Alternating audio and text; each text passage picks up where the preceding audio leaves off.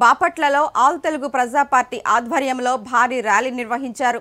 Party జాతీయ అధ్యక్షుడు doctor Katikala Shivabhagya Rao ఆధ్వర్యంలో బాపట్ల క్రిస్టియన్ భవన్ నుంచి ప్రారంభమైన ర్యాలీ పటేల్ నగరంలోని ఆల్ తెలుగు ప్రజా పార్టీ కార్యాలయం వరకు సాగింది. తర్వాత పార్టీ కార్యాలయ ప్రారంభోత్సవ కార్యక్రమం జరిగింది. అనంతరం శివభాగ్యరావు విలేకరుల సమావేశంలో మాట్లాడుతూ బాపట్ల నియోజకవర్గ అభివృద్ధికి తాను సిద్ధంగా ఉన్నానని, ప్రజాసేవ చేయడానికే రాజకీయాల్లోకి వచ్చానని అన్నారు. ఈ నియోజకవర్గ అభివృద్ధి చేయడానికి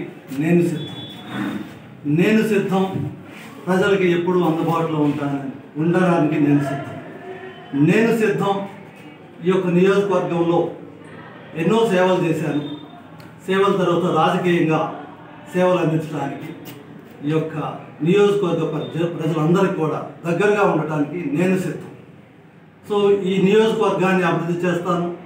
ఈ నియోజకవర్గాన్ని అన్ని విధాలుగా అభివృద్ధి పదంలోకి తీసుకెళ్తాను. సో ఈ యొక్క ఏదైతే బీచ్ ఉందో ఈ బీచ్ని అభివృద్ధి చేస్తాము. అదేవిధంగా వర్తకులకు, ఎక్కువగా ఉన్న వర్తకులకు ఏ విధంగా సహకారం అందించాలో ఆ విధంగా అన్ని విధాలుగా కూడా సహకారం అందిస్తాము. సో మేము సిద్ధం, ఈ పార్టీ సిద్ధం. ప్రజలకి ఒక కొత్త మార్పును తీసుకురావడానికి మేము సిద్ధం. సో అందుకని ఒక్క ఛాన్స్ ఆల్ తెలుగు ప్రజా పార్టీ తరఫున నేను ఈ యొక్క అసెంబ్లీ నియోజకవర్గం నుంచి పోటీ చేస్తున్నాను. ఒక్క ఛాన్స్ ఇవ్వండి. సేవలు ఇప్పుడు దాకా చేశాను. రాజకీయంగా ఇంకా ఎంతో మెరుగైన సేవలు అందిస్తాననేసి మాటిస్తున్నాను. బాపట్ల నియోజకవర్గంలోని సూర్యలంక బీచ్ ను అభివృద్ధి చేస్తానని హామీ ఇచ్చారు. ఈ రాష్ట్రంలో ఉన్న ప్రతి ఒక్క పుట్టిన ఆడబిడ్డను లక్షాధికారిగా చూడటానికి సిద్ధంగా ఉంది.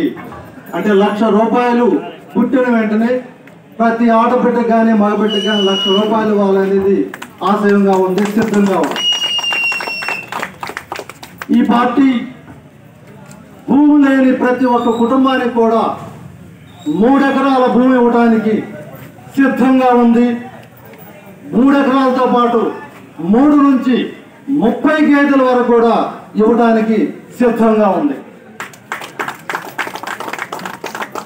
ఈ పార్టీ ఈ రాష్ట్రంలో నిరుద్యోగి అనేది ఉండకూడదు. నిరుద్యోగం హఠావో. ప్రతి ఒక్క విద్యార్థి 18 సంవత్సరాలు దాటిన ప్రతి ఒక్క విద్యార్థి అమెరికాలో అన్న ఉద్యోగం చేయాలి, వ్యాపారం అన్నా చేయాలి, వ్యవసాయం అన్నా చేయాలి, లేకపోతే గవర్నమెంట్ ఉద్యోగం అన్నా చేయాలి.